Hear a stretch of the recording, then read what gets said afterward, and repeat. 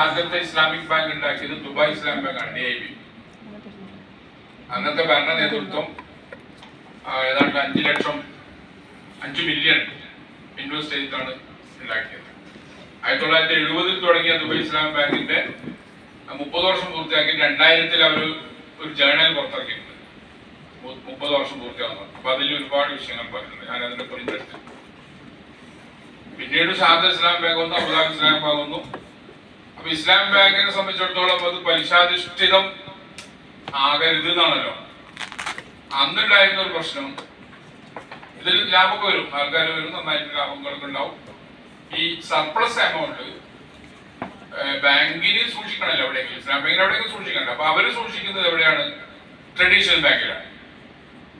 അപ്പൊ ഇതൊക്കെ സൂക്ഷ്മം ഉണ്ടാക്കി അവസാനം സർപ്ലസ് എമൗണ്ട് നേരെ മറ്റേ കൊണ്ടിട്ടാ പിന്നെ ഇന്നത്തെ കാര്യം എന്ന ചർച്ച 2000-2005 സജീവമായി. പിന്നെ അവർ തീരുമാനിച്ചു ഏതാ മുതലാളി നമ്മൾ ട്രഡീഷണൽ ബാങ്കിൽ കൊണ്ടുപോയി ഇടുന്നില്ല, നമ്മൾ ഇവിടെ തന്നെ സൂക്ഷിക്കാൻ.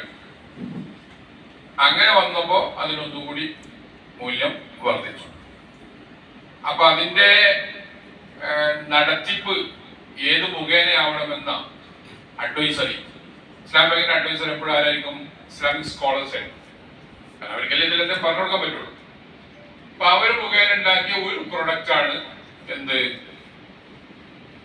നമ്മൾ റെന്റിനെടുക്കുന്ന, ഇവിടെ റെന്റ് കുറവാണ്, വിദേശത്ത് നിങ്ങൾ കണ്ടിട്ടില്ല, ഏത് കൊലകൊമ്പനും താമസിക്കുന്ന റെന്റൽ വീടിലാണ്. അത് എത്ര കാലം കഴിഞ്ഞാൽ റെന്റലിനായിരിക്കും. അവിടെ ഇസ്ലാം ബാങ്ക് കൊണ്ടുവന്ന നിർദ്ദേശം, നിങ്ങൾ ഇപ്പോൾ റെന്റിൽ താമസിച്ചുള്ളൂ, നിങ്ങൾ ലക്ഷ്യം വെക്കുന്ന 15-20 കൊല്ലം കഴിയുമ്പോൾ അത് നിങ്ങളുടെ ഓണർഷിപ്പ് ആവും. അപ്പൊ റെന്റ് ടു ഓണർഷിപ്പ് എന്ന ഒരു രീതി, അൽ ഇജാറത്തു അൽ മുന്തഹിയത്തു ബിത്തമല്ലുക്കി, ആദ്യം റെന്റ് പിന്നെ മിൽക്ക്. അത് യഥാർത്ഥത്തിൽ ഇസ്ലാം ബാങ്കിന്റെ പണ്ഡിതന്മാർ ചർച്ച ചെയ്തുണ്ടാക്കിയ ഒരു പ്രൊഡക്റ്റാണ്. അത് ഹലാലുമാണ്. പക്ഷെ അതിൻ്റെ ഉള്ളിൽ നടക്കുന്നത് എന്താ? ഈ വർഷം ഞാൻ വാടക എടുത്തു, ഈ വർഷത്തിൽ എത്ര വർഷം വാടക എടുത്താലും വാടക തന്നെയല്ലേ. അതോടൊപ്പം 15 വർഷം ഞാൻ ലക്ഷ്യം വെക്കുന്നെങ്കിൽ ഈ സാധനത്തിന് വില കിട്ടും, ഈ താമസിക്കുന്ന ഫ്ലാറ്റിന് വില കിട്ടും. വില എത്ര? ആ വില 15 വർഷമല്ല, അപ്പൊ 15 ഡിവൈഡ് ചെയ്യും. അതിൽ ഒരു ഭാഗം, അത് പിന്നെ 50 ലക്ഷമാണ് അതിന്റെ വില, അതിന് 15 അടി. ആ 15-1 ഞാൻ എന്ത് ചെയ്യണം? ഈ ഒരു വർഷത്തിനുള്ളിൽ കാശ് കൊടുത്ത് വാങ്ങണം. അവരെടുത്ത് റെന്റ് റെന്റായിട്ട് പോയി ചെയ്യും. അപ്പൊ 15-1 കാശ് കൊടുത്ത് വാങ്ങുമ്പോ ആ ഒരു കൊല്ലം കഴിയുമ്പോൾ 15-1 എന്റെ ഓണർഷിപ്പായി. രണ്ടാമത്തെ കൊല്ലം ഞാൻ റെന്റ് കൊടുക്കുന്നു. ഒരു 7-8 കൊല്ലം കഴിയുമ്പോൾ എന്താവും? more than 50% എന്റെ ഓണർഷിപ്പ് ഉണ്ടാവും. അങ്ങനെ കാശ് കൊടുക്കുന്ന ഓരോ കൊല്ലം. അപ്പൊ റെന്റ് നേരെ 15 കുറയും. പിന്നെ ഓരോ വർഷം റെന്റ് കുറയും, ഓണർഷിപ്പ് കൂടും. 5 വർഷം കഴിയുമ്പോൾ അത് ഫുള്ളായിട്ടതായി. അപ്പോ ഈ പ്രൊഡക്റ്റ് നേരത്തെ എവിടെ ഉണ്ട്? നേരത്തെ എവിടെ ഇല്ല. അത് അവർ കൂടി ഇരുന്ന് ആലോചിച്ചുണ്ടാക്കിയതാണ്. നിയമത്തിന് ഇതുമില്ല. 2 കോൺട്രാക്ട്, ഒന്ന് ലീസ്, ഒന്ന് സെയിൽസ് ഓണർഷിപ്പ്. ഇത് നമ്മൾ ക്രാഷ് ആവാതെ തന്നെ വരും. അപ്പൊ ഇത് എന്തിനാ പറഞ്ഞതെന്ന് വെച്ചാല് വളരെ എൻതൂസിയാസ്റ്റ് ആയിട്ട് വളരെ ബ്രൈറ്റായി പ്രവർത്തിക്കാൻ ചെയ്യാനുള്ള എത്രയോ ആളുകൾ നമ്മൾ കൊടുത്തു. ആ പ്രവർത്തിക്കുന്നത് ഹലാലായ നിലക്കും ഇസ്ലാമികമായ നിലക്കും ആകണമെന്ന് നമുക്ക് നിർബന്ധമുണ്ടെങ്കിൽ ആ നിലക്കുള്ള ചിന്തകൾ വരണം. ബ്രെയിൻ സ്റ്റോമിങ് നടക്കട്ടെ, അങ്ങനത്തെ ഒരു ടീം ഇരിക്കട്ടെ, 2 വർഷം വർക്ക്ഷോപ്പ് നടക്കട്ടെ. അപ്പം മറ്റേ നുഅ്മാൻ ബഷീറിന്റെ ഹദീസിൽ പറഞ്ഞ പോലെ ഹലാലു ബയ്യിനുൻ വൽ ഹറാമു ബയ്യിനുൻ. അതിന്റെ ഇടയിൽ ചില പ്രശ്നങ്ങളുണ്ട്, അത് പെട്ടെന്ന് ചോദിച്ചാൽ മനസ്സിലാവും. അപ്പൊ ഞാൻ നിങ്ങളോട് പറയുന്നത്, വെറും ഒരു ക്ലാസ്സിന് വന്ന് പങ്കെടുത്തു പോകാതെ നമ്മുടെ ഉള്ളിൽ എപ്പോഴും ജ്വലിക്കുന്ന ഒരു ധാര വേണം. എന്റെ വകയായും എന്റെ പാർട്ട്ണർഷിപ്പിലും ഞാനും കൂടി ഉൾപ്പെട്ടിയും എന്തെങ്കിലും ഒരു നന്മയിലേക്കുള്ള മാറ്റം, ഒരല്പമെങ്കിലും പലിശാശ്വസത്തിനുള്ള ഒരു മോചനം എന്ന ഒന്ന് നമ്മുടെ ഉള്ളിൽ ഉണ്ടാവട്ടെ എന്ന് പറഞ്ഞുകൊണ്ടാണ് ഞാൻ 2ാം സെഷൻ തുടങ്ങുന്നത്. അപ്പൊ എങ്ങനെയാണ് നമുക്ക് വിവരങ്ങൾ കിട്ടുക? ഇൻവെസ്റ്റ് ആണ് എല്ലാവരും തയ്യാറാവുന്നത്. ഇൻവെസ്റ്റ് എന്താ? ഇൻവെസ്റ്റ് എന്ന് പറയുമ്പോൾ നടന്നുകൊണ്ടിരിക്കുന്ന ആരോ തുടങ്ങി ഏതൊരു സാധനത്തിന് ഞങ്ങളുടെ പൈസ കിട്ടും. എനിക്ക് പാസീവായിട്ട് ഇൻകം കിട്ടണം. റിസ്കിനൊന്നും ഞാൻ തയ്യാറില്ല. അക്കഡമിന് എളുപ്പമുള്ളൊരു മാർഗമാണ്. അപ്പൊ ഞാൻ അവിടെ ചർച്ച ചെയ്യുന്നത് ഫിഖ്ഹില് നമ്മള് 4 ഭാഗമായി തിരിച്ചിട്ട് നിങ്ങൾ കേട്ടോ. ഫിഖ് 4 ഭാഗമാണ്. ഒന്ന് ഇബാദത്ത്, ഒന്ന് ഇടപാടുകൾ, ഒന്ന് വൈവാഹികം, ഒന്ന് ക്രിമിനൽ. അപ്പൊ ഇബാദത്തോടെ നിസ്കാരം, നോമ്പ്, സക്കാത്ത്, ഹജ്ജ്, അങ്ങനെ. പിന്നെ ഇടപാടിന്റെ ആദ്യത്തെ ചാപ്റ്റർ എപ്പോഴും ബൈക്ക് എന്നായിരിക്കും. ബൈക്ക് അവിടെ കാണുന്നുണ്ടോ? ബൈ ഏറ്റവും മുകളിൽ ട്രേഡിങ്, ഞാൻ ഇംഗ്ലീഷ് അവിടെ കൊടുത്തിട്ടുണ്ട്. ബൈന്റെ അനുബന്ധമായിട്ട് സഹിയാവുന്ന ബൈ, ഹറാമാകുന്ന ബൈ, ഹറാമാണെങ്കിലും സഹിയാവുന്ന ബൈ, കറാഹത്തുള്ള ബൈ, ഇങ്ങനൊക്കെ ഉണ്ട്. വിശദാംശം കൊടുത്തിട്ടില്ല, അതിന്റെ ചർച്ച പറഞ്ഞില്ല. അപ്പൊ ബൈ എന്ന് പറയുന്നത് പർച്ചേസ് ആൻഡ് സെല്ലിങ്, അതിന് അതിൻ്റെതായ നിയമങ്ങളുണ്ട്.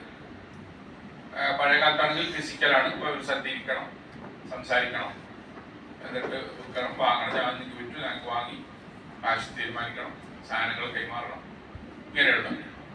അപ്പൊ അവിടെ പുതിയ ചർച്ച എന്താ?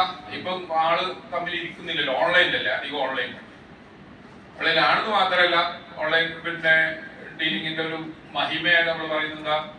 ഏത് നട്ടപ്പാതലൊക്കെ അർദ്ധരാത്രി ഡീൽ ചെയ്യാൻ പറ്റും. അങ്ങനെ ഡീൽ ചെയ്യുമ്പോൾ നമ്മൾ ഇവിടുന്ന് ക്ലിക്ക് അമർത്തി ഇന്ന സാധനം പിന്നെ സെലക്ട് ചെയ്തു, കാശ് അടക്കാണ്. നമുക്ക് മറുപടിയും വരുന്നുണ്ട്. മറുപടി ആരാക്കുന്നത് രാത്രി 12 മണിക്ക് 1 മണിക്കൊക്കെ ഉറക്കം വെച്ചാളിരിക്കാം. അവിടെ ഒന്നെങ്കിൽ സോഫ്റ്റ്വെയർ ഉണ്ടാവും, ചാറ്റ് ബോർഡ് ഉണ്ടാവും. ഇതുമായിട്ടുള്ള ഇടപാടാണ്. ആ ഇടപാട് സഹിയാവോ ഇസ്ലാമില് എന്ന ചർച്ച സ്വാഭാവികമാണ്. അപ്പൊ അതൊക്കെ നമ്മൾ പണ്ഡിതന്മാര് മറുപടി പറഞ്ഞപ്പോൾ നമ്മുടെ പണ്ഡിത നേതൃത്വത്തിലുള്ള മുഷാവറയുടെയും കൗൺസിലിന്റെ കീഴിൽ നമ്മൾ പണ്ഡിത ക്ലാസ്സുകൾ നടത്തുന്നുണ്ട്. തിരുവനന്തപുരം മുതൽ എല്ലാ ജില്ലകളും ക്ലാസ്സുകൾ. ഇപ്പൊ കഴിഞ്ഞ 2 മാസമായിട്ട് നമ്മൾ ആ ക്ലാസ് നടത്തിക്കൊണ്ടിരിക്കുകയാണ്. അതിലെ 2 വിഷയം തന്നെ, ഒന്ന് ഇ കോമേഴ്സ് ആണ്, ഒന്ന് ക്രിപ്റ്റോ കറൻസി ആണ്, ഒന്ന് ഓൺലൈൻ ട്രേഡിംഗ് ആണ്. ഇത് പണ്ഡിതന്മാർ പഠിച്ചിട്ട് ഇത് സാധാരണക്കാർക്ക് പഠിപ്പിച്ചു കൊടുക്കും. അതിനുള്ള ക്ലാസ്സാണ് നടന്നുകൊണ്ടിരിക്കുന്നത്. അപ്പൊ അങ്ങനെ വരുമ്പോ ബൈക്ക് എന്ന പർച്ചേസ് ആൻഡ് സെല്ലിംഗ് എന്നത് കഴിച്ചാൽ വേറെ എത്ര തരം ഇടപാടുകളുണ്ട്. നമ്മൾ വെറും ഒരു ആരെങ്കിലും നടത്തുന്നതിൽ ഇൻവെസ്റ്റ് ചെയ്യുക എന്നുള്ളതിൽ മാത്രം പറഞ്ഞ് കൈനനയാതെ പിടിക്കാൻ ശ്രമിക്കുന്നതിന് പകരം നിങ്ങൾ തൽക്കാലത്തെ കഥ ഒന്ന് ശ്രദ്ധിച്ചു നോക്കിയാൽ അവിടെ റിബ കാണാം. റിബ, പലിശ വേണ്ടാത്തതാണ് നമുക്കറിയാം. പലതിലും പലിശ വരുന്നുണ്ട്. കൊടുക്കുമ്പോൾ പലിശ, വാങ്ങുമ്പോൾ പലിശ, EMI പലിശ, അങ്ങനെ പലതും വരും. അതിന്റെ അടിയിൽ കാണുന്നത് സലമാണ്. സലം, അഡ്വാൻസ് സെല്ലിംഗ് എന്ന് പറയും. സലമൊക്കെ പണ്ട് നമ്മുടെ കിതാബുകളിൽ, മിക്ക കിതാബുകളിൽ ഓതി ഉസ്താദ് ഓതിത്തര കുട്ടികളെ ഇരുന്ന് ചെയ്യിപ്പിക്കാം എന്ന് മാത്രമേ ഉണ്ടായിരുന്നുള്ളൂ. പക്ഷെ ഇസ്ലാം ബാങ്കൊക്കെ വന്നതോടുകൂടി സലം ഒരു വളരെ പവർഫുൾ ആയ ഒരു ടൂളായി മാറി. അഡ്വാൻസ് സെല്ലിംഗ് എന്ന് പറയുന്നത് അതിന്റെ സ്വഭാവം, കാശ് ആദ്യം കൊടുക്കും, വിറ്റിട്ടാണ് കാശ് കൊടുക്കുന്നത് കേട്ടോ. അതൊരു വിൽപ്പന നടക്കുന്നുണ്ട്, എന്നിട്ടാ കാശ് കൊടുക്കുന്നത്. ഞാനൊരു സിമ്പിൾ ഉദാഹരണം പറഞ്ഞാല്, നമ്മളൊരു കോംപ്ലക്സ് കിട്ടുന്നുണ്ട്. അപ്പൊ അതിന്റെ കോൺക്രീറ്റിന്റെ പണി അത് ഈ രീതിയിൽ പോവുകയാണെങ്കിൽ ഇതിപ്പോ ഒക്ടോബർ, ഡിസംബറിൽ നമുക്ക് കോൺക്രീറ്റ് നടക്കും, മെയിൻ കോൺക്രീറ്റ് നടക്കും. അതിന് നമുക്ക് ഒരു 10 ലോഡ് സിമെന്റ് വേണം. ഇപ്പൊ ഡിസംബറിലേക്ക് എനിക്ക് 10 ലോഡ് സിമെന്റ് വേണം. അത് ഞാൻ ഇപ്പൊ തന്നെ കച്ചവടം നടത്താം. അപ്പൊ അങ്ങനെ ഇപ്പൊ തന്നെ കച്ചവടത്തോടൊപ്പം ക്യാഷ് റെഡിയാണ്. റെഡി ക്യാഷ് കൊടുക്കണം എന്നാണ് സലമിന്റെ നിബന്ധന. മജ്‌ലിസിൽ തന്നെ എമൗണ്ട് കൈമാറണം. അപ്പൊ അങ്ങനെ ഞാൻ ക്യാഷ് റെഡി ക്യാഷ് കൊടുക്കുമ്പോൾ ഈ കമ്പനിക്കാരനോട് എന്ത് പറയും? റെഡി ക്യാഷ് നേരത്തെ തരുന്നല്ലേ, നമ്മൾ കുറച്ച് ഡിസ്കൗണ്ട് ചെയ്ത് തരാം. അപ്പൊ ഒരു ബാഗിന്റെ മുകളിൽ ഒരു 15-20 രൂപ വെച്ചിട്ട് കുറച്ചിട്ടാണ് വില ഇപ്പൊ മുറിക്കുന്നത്. ആ വില ഞാൻ ഇപ്പൊ കൈയോടെ കൈമാറും. അവർക്ക് എപ്പോ തന്നാൽ മതി? ഡിസംബറിലെ ഡെലിവറി ഉള്ളൂ. 2 മാസം കൊണ്ട് കച്ചവടക്കാരനെ എങ്ങനെയൊക്കെ കച്ചവടം ചെയ്യാം. അവൻ വിറ്റതിന്റെ കാശാണ് അവന്റെ കയ്യിലുള്ളത്. അത് പൂർണ്ണമായിട്ട് ഉപയോഗിക്കാം. നമ്മളെ സംബന്ധിച്ചോ ആ സമയത്ത് കിട്ടുന്നതിന് വില കുറച്ച് ഇപ്പോൾ തന്നെ ഞാൻ കച്ചവടം നടത്തിയ വില ആ സമയത്ത് സാധനം കിട്ടുന്ന ഉറപ്പായി. ഇത് അനുവദിക്കപ്പെട്ട എന്തിനാണ്? മദീനയിലെ കാർഷിക വ്യവസ്ഥയിൽ പലപ്പോഴും ചെലവിനനുസരിച്ച് വരവില്ലാതിരിക്കുമ്പോൾ കടം വരും. അപ്പൊ കടം വന്നാൽ ആ കടം വീട്ടേണ്ടത് എങ്ങനെ? അടുത്ത കൊല്ലത്തെ വിളവ് വെച്ചിട്ടാണ്. അപ്പൊ കടം വീട്ടുന്ന കടമായി കഴിഞ്ഞവർക്ക്, അല്ലാത്തവർക്ക് ഇപ്പോൾ ഞാൻ 6 മാസം കഴിഞ്ഞിട്ട് ഇത്തപ്പഴം തരാം, ഇപ്പൊ എനിക്ക് കാശ് വേണം എന്ന രീതി. അപ്പൊ അത് ആദ്യം കാർഷിക വ്യവസ്ഥയിലാണ് അനുവദിക്കപ്പെട്ടത്. ഇപ്പോഴോ അത് അത്യാവശ്യം എല്ലാ സാധനത്തിനും പറ്റും. 6 മാസം കഴിഞ്ഞ് ഡിസംബറിൽ എന്താണ് തരാൻ പോകുന്നത്? സിമെന്റ്, ഏത് സിമെന്റ്, അതിന്റെ ക്വാളിറ്റി പറയണം, 50 കിലോ ഇത്ര ബാഗ്. അപ്പോ സ്പെസിഫിക്കേഷൻസ് കൃത്യമായി പറഞ്ഞുകൊണ്ട് സാധനം വ്യക്തമായി കഴിഞ്ഞാൽ അതാണ് കച്ചവടം നടക്കാൻ. നമ്മള് തേങ്ങയൊക്കെ പറയുമ്പോൾ ഞങ്ങളെ നാട്ടിലൊക്കെ വലിയ മുഴപ്പുള്ള തേങ്ങ, കുറ്റ്യാടി തേങ്ങയാണ്. അപ്പൊ അത് 1000 എണ്ണം ഡിസംബറിൽ എന്ന് പറയുമ്പോൾ അത് ഓരോ സാധനം അതിന്റെ സ്പെസിഫിക്കേഷൻ ഉണ്ട്. അത് പറഞ്ഞിട്ട് സാധനം കൊടുക്കാം.